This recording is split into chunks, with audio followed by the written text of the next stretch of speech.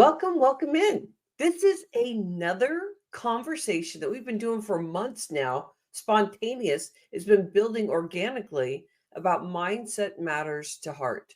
I added that to heart just recently because everything just keeps building, and it's almost as if I'm interviewing people almost every single day.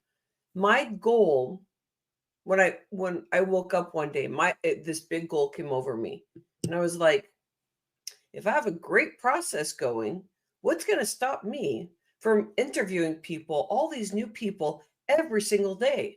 And that's going to motivate me. It's going to help me feel deeper in my humanity project. And I believe we're all locking arms. And so, with my experience of using my vocals and interview and listening, I want to help others get out there. This is all about an expert coming in, giving them a spot so they can share how they feel in their heart about the mindset and how they see it in their expert area. An expert to me is something that you've been dealing with and you're figuring it out. And then all of a sudden, you're starting to feel stronger in the stuff you've been struggling with. And you start getting tools and conversation and all that kind of stuff to help others. And you get so good at it that you are called an expert because you got yourself out of the deepest pit of something you thought you could never get yourself out of. And you go, oh my gosh, I really understand this. Mindset is essential these days. If we could clear the blaming and shaming out there and anything else that you have out there, lock arms with me, add your comments, give me your ideas, your vision. Also, as Susie Mierzwik. Susie Mierzwik? Mierzwik. Is that right, Susie? Mierzwik. I hope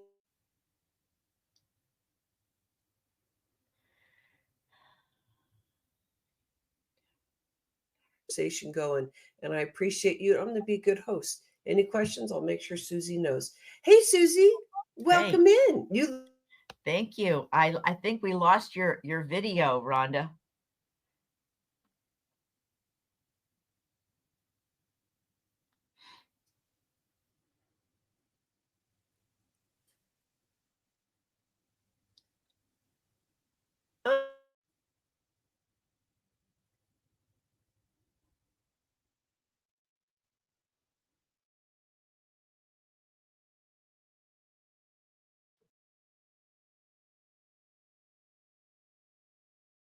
picture's not showing yet. Yes, I think I lost your video.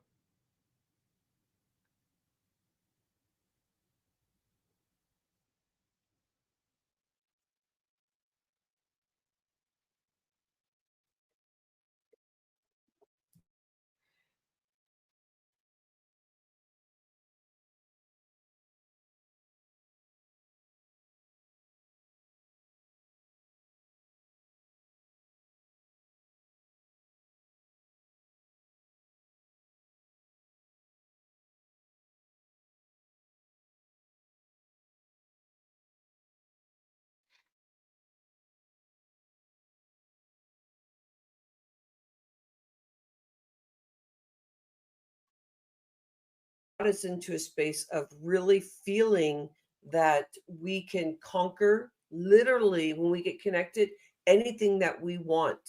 And I believe that we're all here partnering, locking arms, and supporting each other. I mean, I do my own stuff. I'm an expert in many things. Today, I'm always off to the side. I am your host. I get to be able to ask questions to Susie, add comments, but whatever you want, I'm here for you. And I decided just to do another entrance to this because I think I'm the one that lost the internet. So, Susie, I'm so happy you're back. How are I'm you doing, back. my friend? I'm feeling great today. How are you? I'm feeling so fabulous. Susie, where do you live? Where are you at? I live in Southern California. It's a little town called Yucaipa in the Inland Empire. Well, nice to have you here. I'm in California, Northern California, around Sacramento. Okay, fine. And now your last name, it's Mierzwik? Yes. I did it Perfect. right the first time. Well, Perfect. hopefully I did. Hopefully you're not just saying this like, yeah, whatever, that sounds good, Rhonda. Susie, sorry for the interruption in the internet. How No dare the problem. internet even do this to us on a special occasion? We're talking about mindset here, my friend. Susie, I know that you released a book, and that was my main focus of wanting to connect with you because it's really about three IOUs. Oh, it's so cute. She's like, three IOUs of surviving and thriving.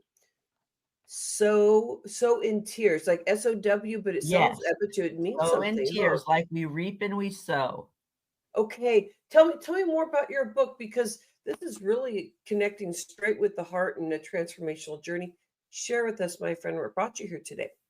Okay, I'll be happy to do that, Rhonda. So I grew up as a little girl who I say grew up under a mushroom, not seen, not heard, no voice, just sit down, don't talk, don't ask questions, and we won't give you any answers. It was kind of a dark time of the soul, you might say. And that might not be a bad thing, except for the fact that this made me grow up as a unempowered woman who, when I was married to a traveling man, I didn't have a voice. And he was very narcissistic. He was the boss. He was very abusive emotionally to myself and my daughters. But I just thought this was the way life had to be because I was told to sit down, shut up, don't ask questions. We don't want your opinion. And that's how I was raised. So, unfortunately, that led me into a life of being very unempowered. I didn't even realize that this was a problem until he gave me the divorce papers because, of course, the grass was always greener on the other side of the yard. So at that point, I felt like a broken woman. I thought, oh my God, 24 years invested in this marriage. Now what am I going to do? So I started feeling crushed inside. What could I do? I didn't have a supportive family because that's kind of what got me set up to be an unempowered woman to begin with. So I couldn't even tell them anything for 6 months. So I had to figure out what's my strategy. Well, I knew I had to put one foot in front of the other just to get by. So as I was driving to my teaching job every day, I would be in tears praying, God, help me get through another day. And then slowly I started to develop a plan. Well, I remembered back when I was a young mom and had a newborn, and I was hospitalized for 3 weeks. I had no family to take care of her. The military wouldn't let my husband get any leave. So I thought, what am I going to do? So I actually prayed to God, God, give me somebody to take care of my newborn. And lo and behold, out of the blue, a military wife came forward and offered herself to take care of my newborn for 3 weeks while I was hospitalized. So at that point, I knew that God could answer prayers. So I started praying again, Lord, help me heal this marriage. However, at 6 months' time, I saw that nothing was happening. So I said, it's clear to me that God has another path. And I actually saw myself walking through a fiery door into my future. And I was scared. I was frightened. I had no idea what would be on the other side of that fiery door, but I just knew I had to move forward. So that's the first key that I always suggest that we look in. We need to see what do we have to do. I knew that blaming wasn't going to help. Blaming the past, blaming my ex-husband, none of that would help me move forward. So I decided to take an inventory. I said, well, you know what? This marriage had some issues in it. And then I saw that it was because of how I was brought up to be, without a voice, unempowered, not really thinking about who I was as a person. I was just Mrs. Flying Pilot and somebody's mom. So now at that point, when he was gone out the door, who was I? I had to start from scratch to figure out who I was. So one of the things I did is I started to read So I would have some knowledge. I read about boundaries and codependency because I wondered, how did this happen to me? I'm a college graduate. I'm not stupid. So what happened? However, if we do not learn the emotional components of navigating life, when we hit a rough patch, our boat overturns.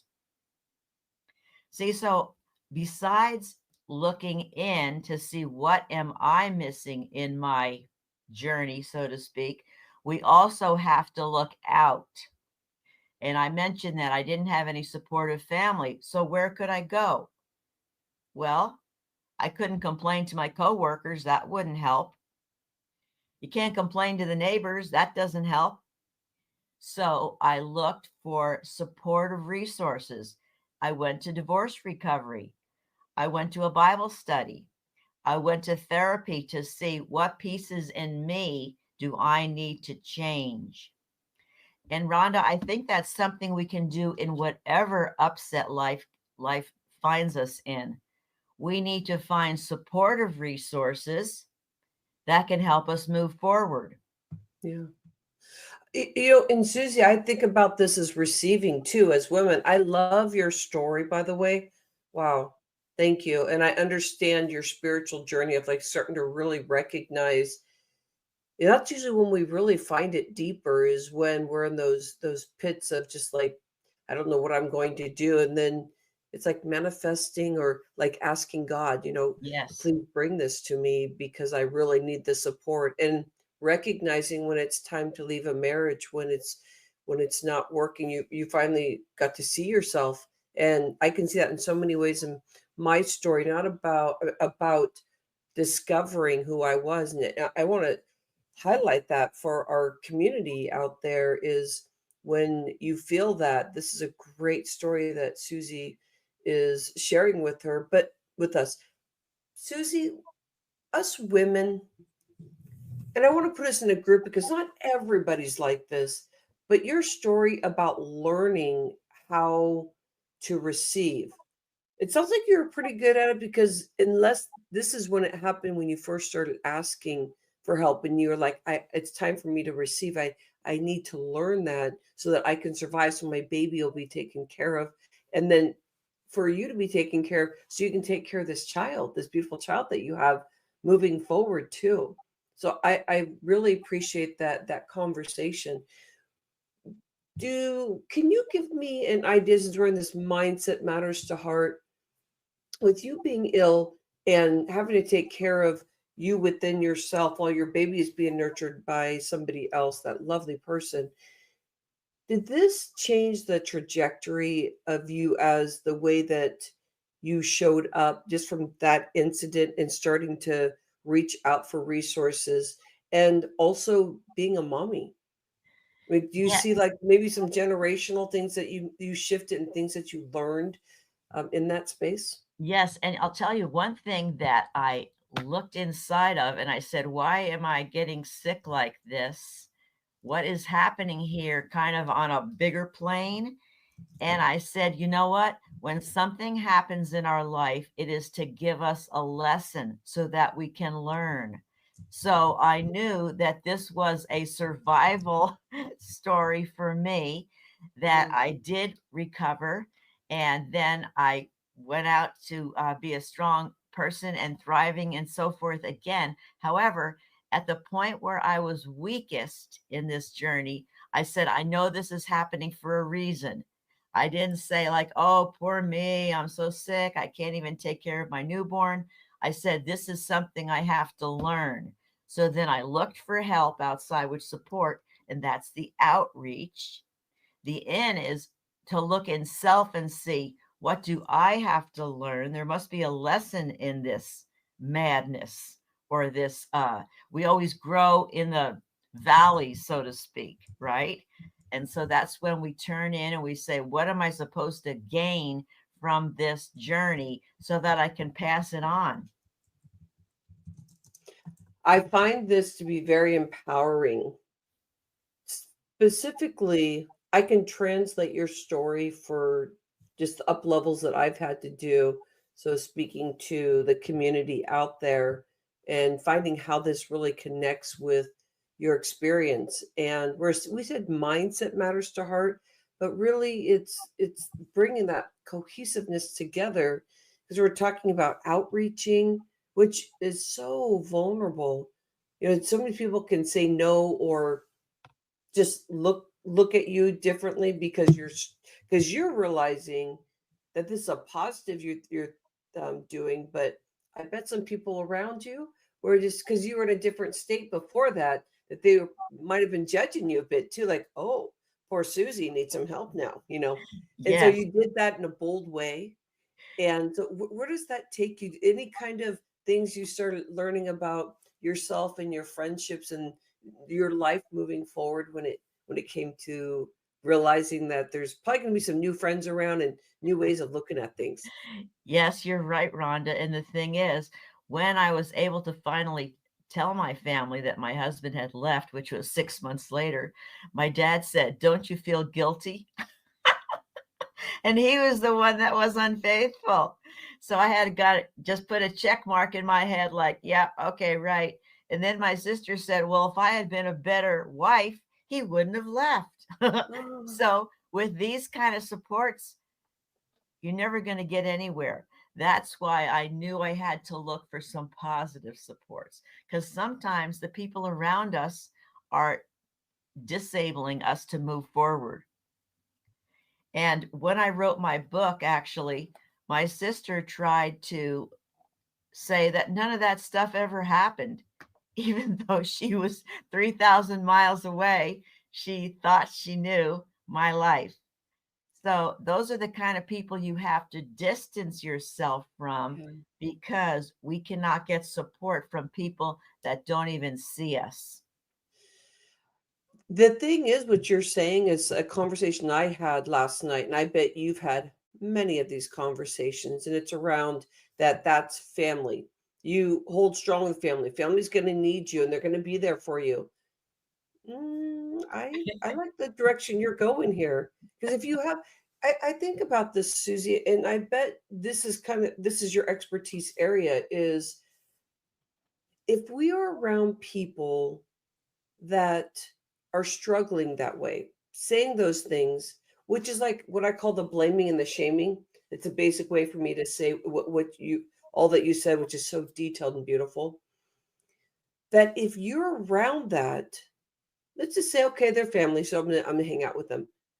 It takes so long to wipe that off you so that you can live in the vibe that you learned when you had your baby and you started understanding that there were so many things that you really needed through your heart, and you're starting to discover that.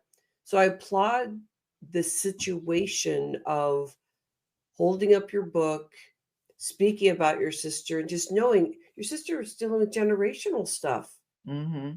Can we talk, and to give love to those people out there that are dealing with that, because it is such a big, painful decision about transitioning away from family, because it's just bred in us. So as time goes on, like, did I do right? Did I not? But then you look at yourself and you go, oh, I wouldn't be feeling this good, because consistently, then you're in a space of feeling good about yourself instead of being with people where you have to, like, okay, I'm gonna spend 2 days with them because there's this family event.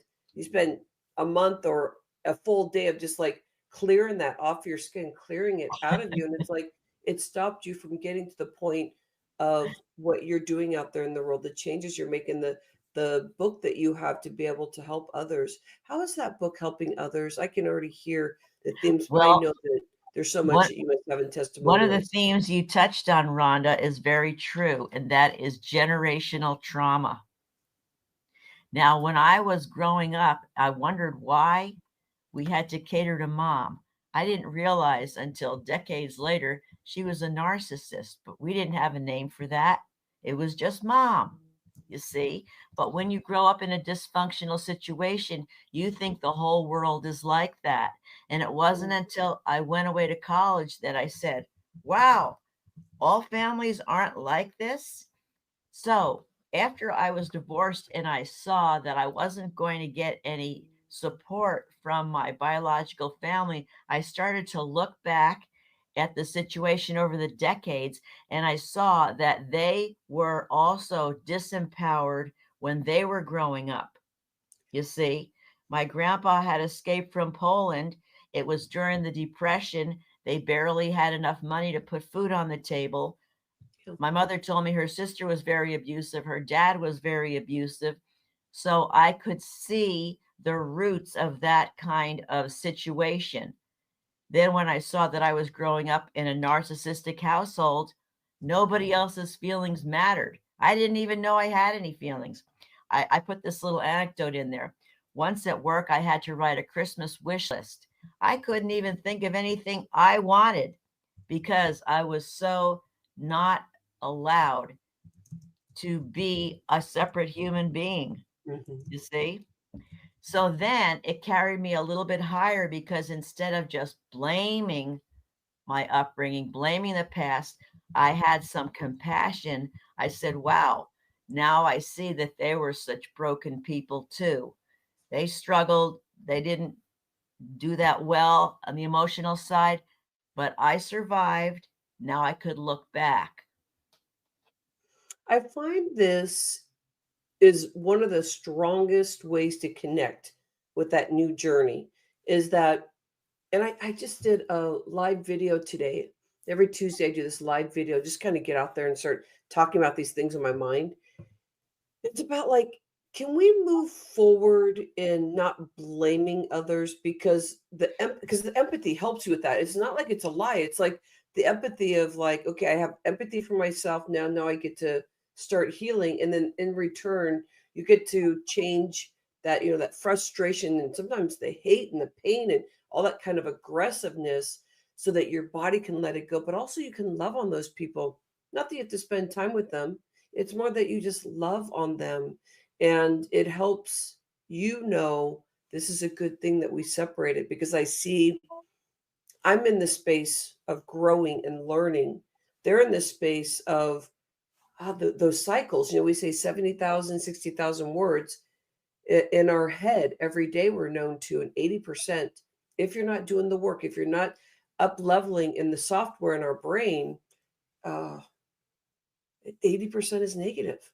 Yes. So we can see that it's like it's okay because that's what they're choosing, because they're not seeing the other side.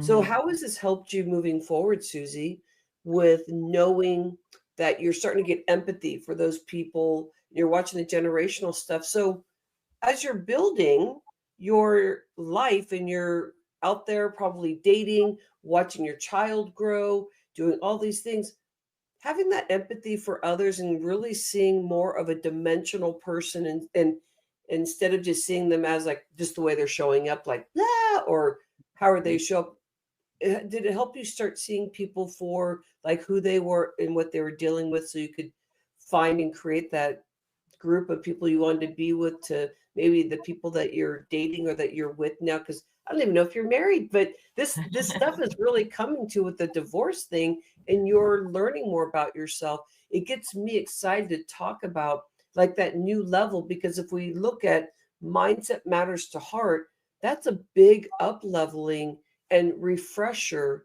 when you start dating and being with people and Hmm. watching your child grow and supporting them, so that you're not narcissistic to your Yes. child. Like all that, can we go in there? I feel like this is a great way to get close to ending this conversation, to kind of Yes. see that full And it circle. was a long journey of self-discovery, but I did find a man who was also on his journey, and together Oh, we built a new future, first dating and then engaged and then married.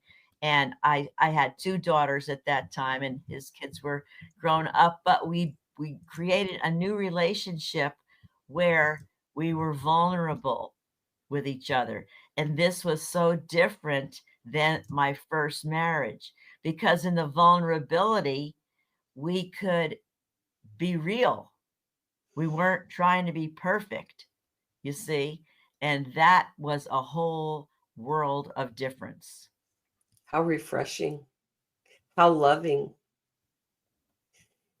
Let's talk more about your book. Is there anything you want to pull out of your book, or anything you want to share there? I love how much you're pulling that book Well, up. This you is know what? this is It some is a good book stuff. of the heart. And I realized that this is not just my story, Rhonda. We have all struggled along the way. If we're over 25, I'm sure that we have had some downfalls in life, whether they're physical, psychological, financial, relationships, family, whatever. We all are in a pit at some point, but we have to try to get out of the pit. You see, we don't want to stay in there. It's just like in my book, I saw the fiery door I had to go through to get from my current broken life into a new life. And I think some people are afraid to go through that door because they don't know what's on the other side. It is scary though, Susie, isn't it? Yes, it But is. you, It's very but scary. but you found your higher purpose of what that means, so you could stand up and be bold and go Right. through that. And I knew I had gifts to share. I knew I had another life of whatever that would be, which turned out to be a very abundant life. I had a fabulous career as a teacher, and I threw my Mhm. whole heart and soul into that. And now I am still teaching, but I'm an entrepreneur, I'm an author, and a speaker. And so it's a very wholehearted journey. The name of your book, my friend, I want to make sure I say it here. Sow of Tears from Reap. Sow in tears is like two phrases: sow in tears, reap in joy. A Oh, transformational journey. And you can see the little picture on the front. I had a friend paint this image for me. I was This, gonna ask you that. Is yeah, this this depicts the little girl inside who was sad and broken, and no one listened to her. But we all have that little person inside us that has to heal. yeah, I feel that. There was one time I was working on healing, and I sat on the edge of my bed because I was like the quiet space, and I was thinking I'm gonna sit with my youngin, around 4 years old, and I just couldn't get to that 4-year-old girl. I blocked it out so much. And so then when I started just kind of releasing it, just kind of letting it go, then all of a sudden I just knew that she was with me 100%. It wasn't like I had to meet up with her. She's right here when I want to pout and I want to shake my head and all that kind of stuff. And that helped me up level in my vision of everything. Because you were talking about that, how everything tethers together. And you have a beautiful story, and it sounds like you're learning more and more how to have this beautiful life. I feel like we just keep up leveling. Susie, we can be 106, which I'm seeing these interviews out there with these people that have like 10-year plans, all this kind of stuff. But we're going to be up leveling all the time, aren't we? There's just Yes, so we much are. fun in Yes, this. we are. Because we don't want to go straight, then we hit a brick wall. So we're going to go down sometimes. We have to go around the bend. We have to go over the boulders and through the woods, but we keep on trucking. I felt like all of a sudden I was in Little Red Riding Hood when you said Well, that that. Like, too. yeah, we're going through the woods Over we the river go. and through the woods. That's right. Oh, my friend, you are just so sweet. I wore my heart because I just knew it was just going to be one of those heart conversations today. For your book, how can people get that to really experience a lot about what you were talking today? Well, I Is think this a I put the link. Amazon thing? I think I put the link. It is an Amazon. If you see what I emailed to you, Bitly. Hmm. I'll add to Maria. the conversation then. I Yeah. got the name. You go search for it as soon as we are done in our live. I will pop that in here.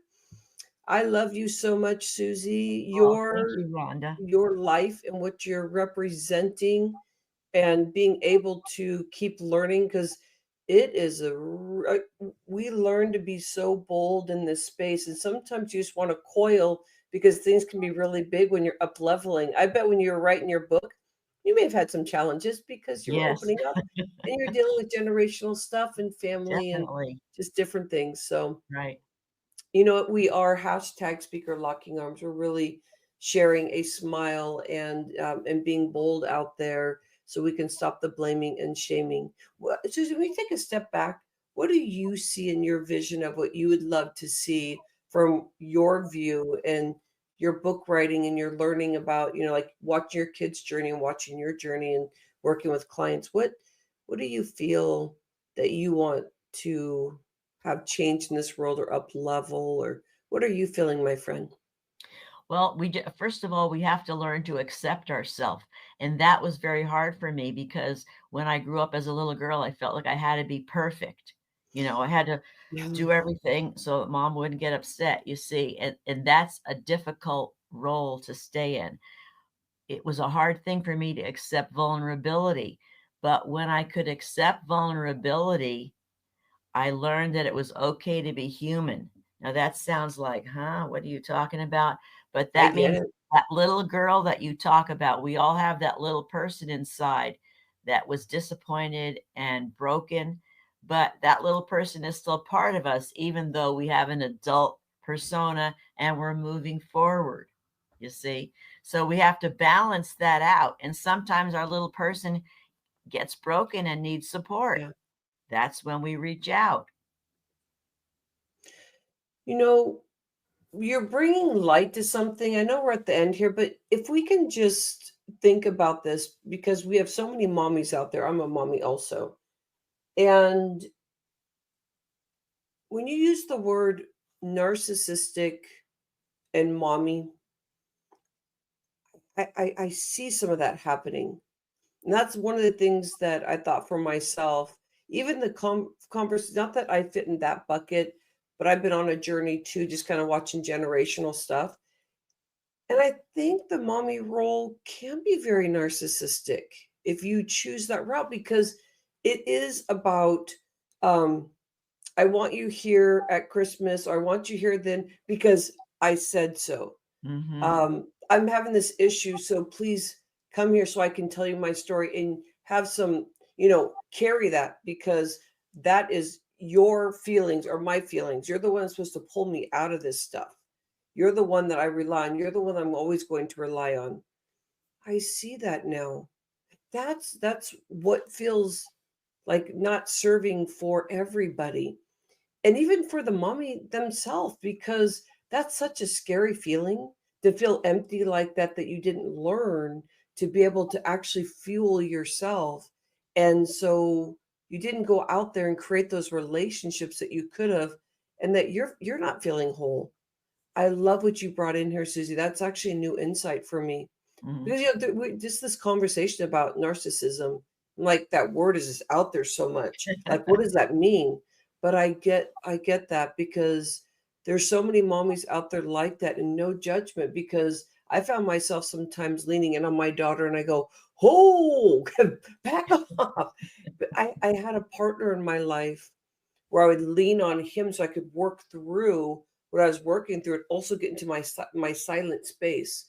But I was leaning towards my daughter because I wanted someone to talk to and kind of work through things. Well, she's 18 now. Even her Mhm. going with to her right now and bringing up something, and like, that she's going to carry it because she loves me so much. She doesn't Mhm. mean to. So us coming from a background like that, it's discovering when that may show up for you and go, "Oh, okay, I just did that," or nothing's wrong. You just go back to your daughter, your son, and say, "Hey, sorry, we got that conversation. Like, this is mine to hold, and I didn't mean to, And then what we get is great conversation, because then Right. our kids say, "Well, that hurt me," or "When you did this," and you go, keep telling me, please. I want you to clear this, because when we're older, if you have to call me out on things, keep doing it, because it's okay. It's not a fight. I'm not fighting anymore. And if I do, it means I'm having a hard day and I can't get right in there.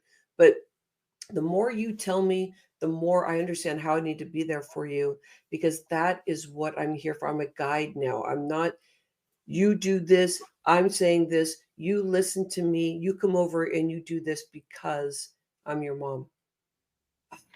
And you're You see, totally right, Rhonda, because this situation had very bad effects on my two daughters because they felt they had to nurture me while they were growing up because I was not able to be whole for them. But we're working it out as they're adults. And my daughter, who has a little daughter of her own is now doing things differently than I did. So it's good to see she is trying to break the chain. And you're not feeling judged at all too. Like, when that's what's so beautiful is you're, like, saying, "That is incredible because you're doing it differently." And Mhm. if we're not growing, we can see it as a personal hit on us. "Oh, you are just so lovely, my friend." I have a show coming up this Thursday, but I'll have another show coming up, because I do them, like, every quarterly now, and I think I'm gonna ask and invite you back in the heart-centered I'd one love so we to. can get into the step 2, or if I do another series, because Mindset Matters has been going incredible, but I have a feeling the next one's gonna be about growing the heart and just keep going down that route. So I appreciate you, my friend. You have a Well, fabulous thank you, day Rhonda. in Thank Southern you, Rhonda. California, my friend. I Mwah. appreciate you. All right, Bye-bye. love and appreciate you. Thank you.